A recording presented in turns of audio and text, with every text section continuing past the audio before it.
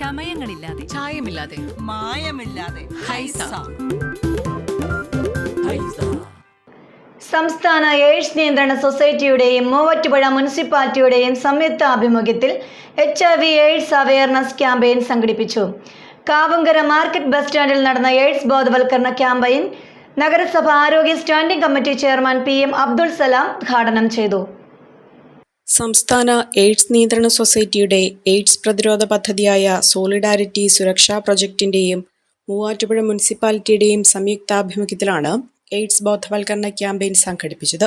Muvattupuzha market bus സ്റ്റാൻഡിൽ നടന്ന AIDS ബോധവൽക്കരണം നഗരസഭ ആരോഗ്യ standing committee chairman PM Abdul Salam ഉദ്ഘാടനം ചെയ്തു. ഒരു മാരകമായ ഒരു രോഗത്തിൻ്റെ ഒരു പ്രാരംഭമാണ് എയ്ഡ്സ് അഥവാ അക്യുമുലേറ്റഡ് ഇമ്മ്യൂണിറ്റി ഡെഫിഷ്യൻസി വൈറസ്. അതിൻ്റെ വ്യാപനം ബോംബെ പോലുള്ള മഹാനഗരങ്ങളിൽ ഇതിന് തുടക്കം കുറിക്കുകയും നമ്മുടെ കേരളത്തിലേക്ക് നിർഭാഗ്യവശാൽ പതുക്കെ വരികയും ചെയ്തിട്ടുണ്ടെന്നുള്ളത് ഒരു യാഥാർത്ഥ്യമാണ്. നമുക്കറിയാം എന്താണ് എയ്ഡ്സിന് കാരണം. നമ്മൾ സുരക്ഷിതമില്ലാത്ത മാർഗങ്ങളിലൂടെയുള്ള ആ ലൈംഗിക പ്രവൃത്തി, അതുപോലെ മാരകമായ മയക്കുമരുന്ന് ഉപയോഗിക്കുമ്പോൾ അതുവഴി നമ്മുടെ ശരീരത്തിൻ്റെ ഇമ്മ്യൂണിറ്റി കുറയുക, അങ്ങനെയുള്ള കാരണങ്ങളിലൂടെയാണ് എയ്ഡ്സ് പടരുന്നത്. സംസ്ഥാന ഗവൺമെൻറ്റും കേന്ദ്ര ഗവൺമെൻറ്റും കോടിക്കണക്കിന് രൂപ ഇത്തരം മഹാവിപത്തുകൾക്കെതിരെ ചെലവഴിച്ചുകൊണ്ട്, പണവും സമയവും ചെലവഴിച്ചുകൊണ്ട് ഇത്തരം സന്ദേശങ്ങൾ ജനങ്ങളിലൂടെ എത്തിക്കുന്ന ഒരു പദ്ധതിയാണ് ഇന്നും ഇവിടെ നമ്മൾ കണ്ടുകൊണ്ടിരിക്കുന്നത്.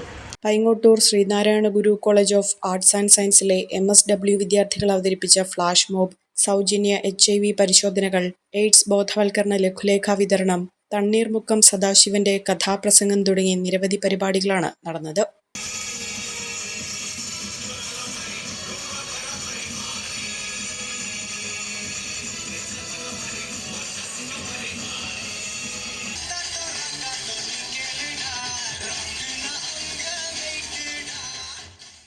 പ്രത്യേകം തയ്യാറാക്കിയ KSRTC ബസ്സിൽ ജില്ലയിലെ വിവിധ നഗരസഭകളിൽ ക്യാമ്പയിന്റെ ഭാഗമായുള്ള സംഘം പര്യടനം നടത്തി ബോധവൽക്കരണം നടത്തും.